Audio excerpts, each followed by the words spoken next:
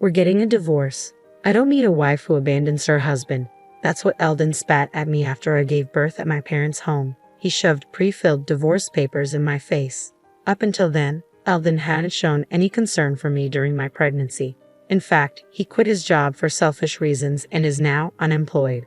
I finally lost all love for him. I don't need a husband like this, and it's bad for our child too.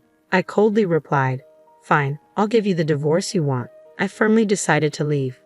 My name is Gloriana Ambrosio, a 30-year-old average woman working as an office employee. I have a husband, Eldon, the same age as me. We got married when we were 26. We became close quickly because we worked in the same department. Eldon was a very kind person and took his job seriously. He confessed his feelings to me, and since he was someone I felt comfortable with, we got married after a year of dating. His father, Caden, is a responsible person who runs his own business. Eldon always said, "My dad is strict and scary, but Caden has been kind to me." We never had big fights and our marital relationship was good.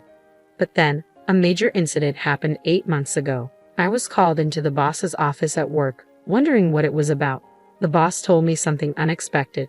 Actually, I've heard Eldon's work attitude is poor. Specifically, he doesn't meet deadlines and doesn't apologize for being late to client meetings. His boss is at a loss about what to do. Could you talk to him? Shortly after Eldon and I got married, we were separated into separate departments. I was shocked to discover that Eldon and I had been assigned to separate departments since our marriage. I had always believed Eldon was working diligently there. There had been no signs of any change at home, but I started to worry that he might be under stress. That evening, I asked Eldon about it. He promised me, "No, I'm not getting along well with my boss. I'll talk to him and resolve it. I'll change my attitude." But a week later, he came home and said, "I quit my job. I can't work under that boss anymore." I checked with his boss, and it was true. Eldon's work attitude had worsened since joining this department. He didn't reflect on his actions and only made excuses. That led to an argument, and he quit. For the record, Eldon's boss was well-liked and respected in the company. It was natural to think the problem was with Eldon. Still, he seemed to regret quitting. "I'm sorry for the trouble. I'll find another job soon," he said. I thought things would be okay, but that was wishful thinking. A month passed, and Eldon only complained. "No company wants me without serious job hunting," he said. He graduated from a prestigious university and has work experience. There should be at least one company willing to hire him. When I asked what kind of company he wanted, he said, "One without a nagging boss where I can make at least $5,000 a month." I attended a prestigious university. I should be discerning. My thought was, "You're being way too picky." I just wanted him to work like a normal person. But Eldon continued to avoid work, becoming fully unemployed. I was puzzled by Eldon's change of character. But one day, I came home from work to hear Eldon talking on the phone. "Since Gloriana is working, I don't have to. I'll just sweet-talk her into supporting me." I never thought pretending to be serious would work this well. At that moment, I realized I'd fallen for a complete fraud. The real Eldon was just a slacker who had been playing the role of a nice guy. When he noticed me, he tried to brush it off, saying, "I was joking. I'll look for a job." But I wasn't fooled. "Enough is enough. You better start working," I yelled, insisting he find a job, any job. Part of my anger came from concern for our future. But there was another, more pressing reason. I was pregnant. I found out I was expecting around the same time Eldon quit his job. Raising a child costs money, so I wanted Eldon to find stable employment. But as I mentioned, Eldon remained jobless and didn't care much for my pregnant condition. I was struggling with morning sickness and other issues, making household chores difficult.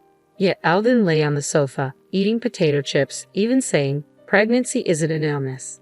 Deal with it." I had hoped he'd change as he became more aware of his impending fatherhood, but his attitude remained the same.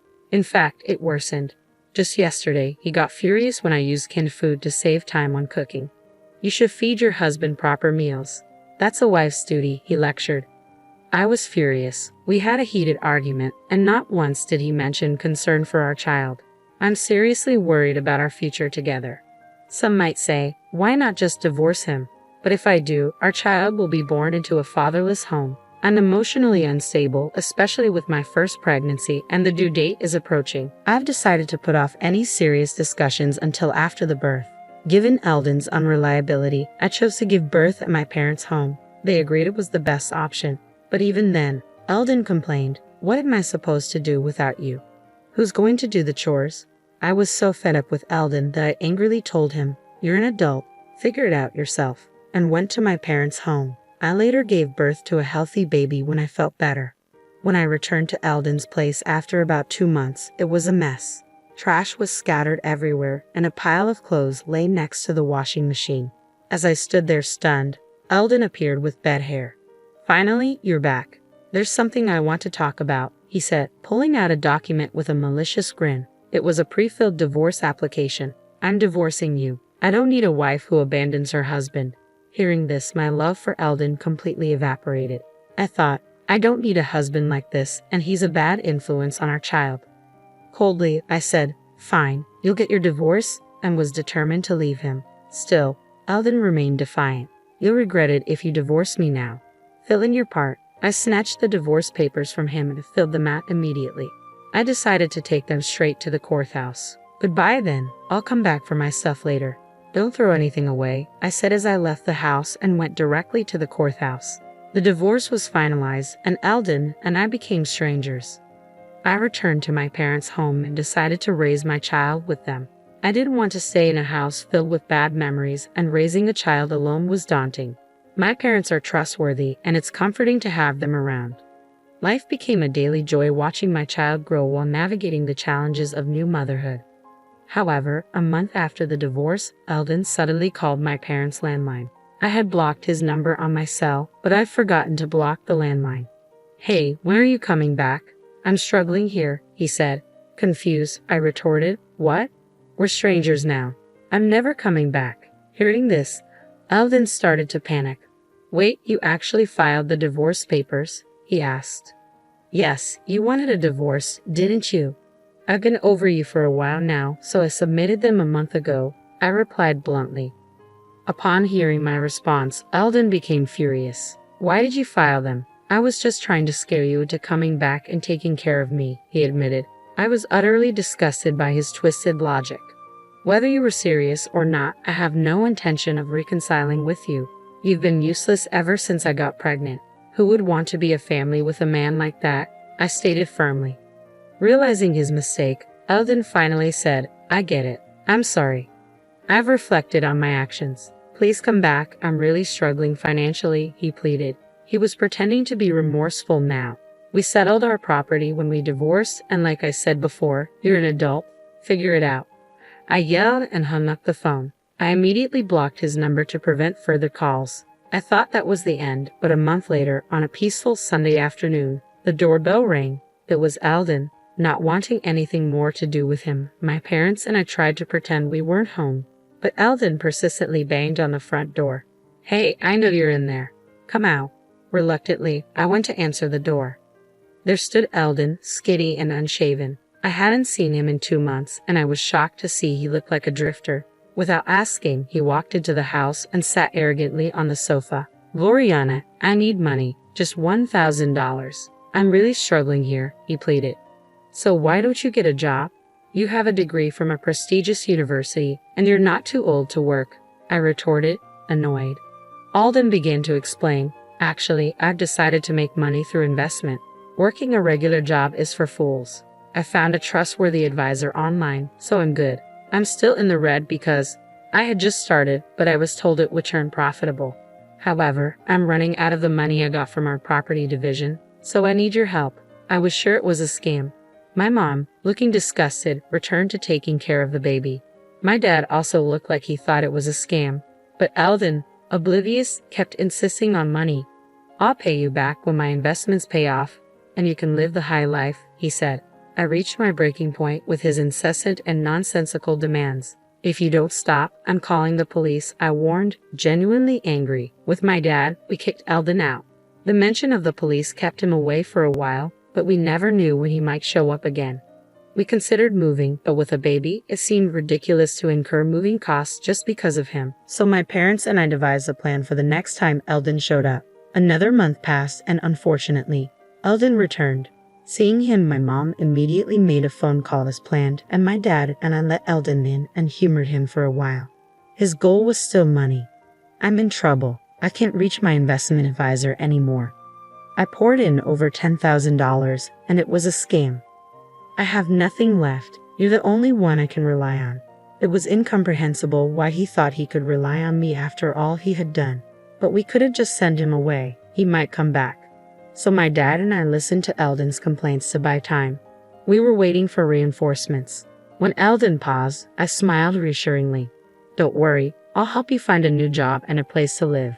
Eldon's face lit up. Really? Yes, really. Just then, the doorbell rang. I checked and let the visitor in. It was the person my mom had called. Seeing the man's face, Eldon froze. Dad? My mom had called Eldon's father, Caden. Actually, my parents and I had been consulting with Caden about our Eldon problem. After hearing the whole story, Caden said, I apologize for the trouble my foolish son has caused you. If he bothers you again, please contact me. I'll come to pick him up immediately. So we decided to call Caden the next time Eldon showed up. Eldon was intimidated by his father, so we hoped this would have some effect. And it did. Eldon was furious. Why did you consult my dad? This is a family issue. I'm not a child. I don't need to rely on my parents, but his face was pale. Caden, on the other hand, seemed to explode with anger at Eldon's words. What kind of attitude is that? After causing so much trouble, you've done something so terrible that even your parents have to intervene. What are you doing at 30? Eldon was silenced and was taken away by Caden. After that, Eldon started working as a general helper at Caden's company. He's being strictly trained in manners and how to be a decent human being. Moreover, his direct boss is quite strict, and if Eldon slacks off even a bit, he gets scolded. Life must be hellish for Eldon, and his salary is lower than when he was a regular employee. With debts to pay, he's not left with much. It's a far cry from his dream of making $5,000 a month without a nagging boss. And it must be tough. But he brought this upon himself, so I want him to suffer. As for me, I'm busy raising my child. My child is growing up healthy and strong. Life is tough, but my parents are supportive, and there are many experienced parents at my workplace, which is a big help. Recently, I went to the aquarium with my child and parents. My child was fascinated by the dolphins he saw for the first time and seemed to enjoy it. I want to give my child various experiences and want him to learn many things. I intend to do my best as a parent.